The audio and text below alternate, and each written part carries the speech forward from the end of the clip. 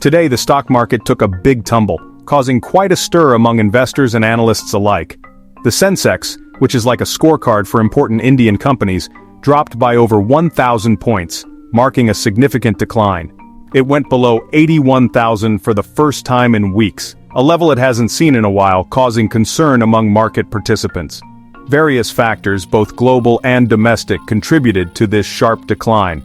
Events happening around the world and here in India played a crucial role in this big drop. In this video, we'll dive deeper into why the market crashed, how different sectors were affected, and what you can expect in the coming days. We'll also look at expert opinions and forecasts. Make sure you subscribe so you don't miss our daily market updates. Stay informed and stay ahead in these volatile times.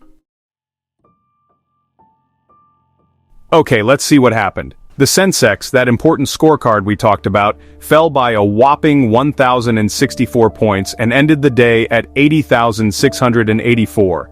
The Nifty, another important scorecard, also dropped by 332 points, finishing at 24,336. Most stocks lost value today. Out of over 4,100 stocks, almost 2,442 went down, and only about 1,576 went up. This shows that almost everything in the market was down today. So why did this happen? What caused the markets to take such a nosedive? Well, it's a mix of things happening around the world and right here in India. Global events and local issues are both playing a part. Everyone's nervous about what the U.S. Federal Reserve, which is like America's bank, will do with interest rates. The Fed's decisions have a huge impact on global markets. People are worried they might raise rates again, which could make borrowing more expensive and slow down economic growth.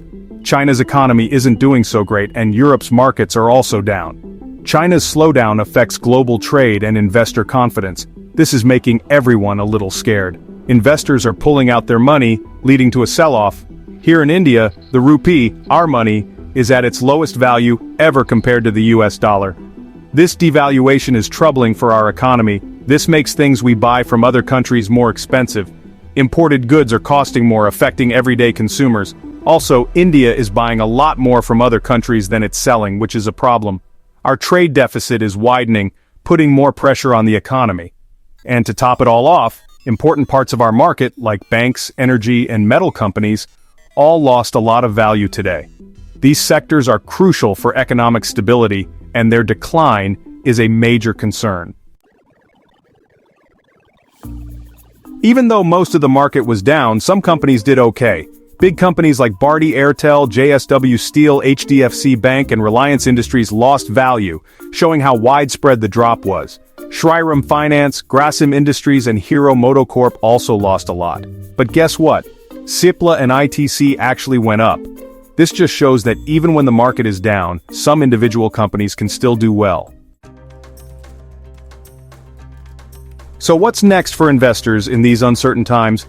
Things might be a bit shaky for a while as banks around the world try to control rising prices.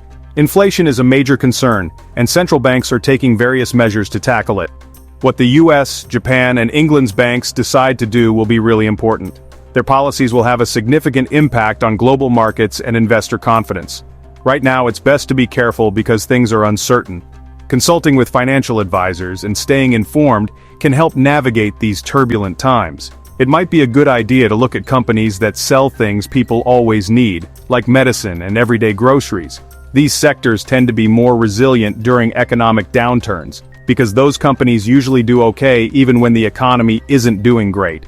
Their consistent demand makes them a safer bet in volatile markets. What do you think about all this? Are you optimistic or cautious about the future? Is this just a small bump in the road, or is it the start of something bigger?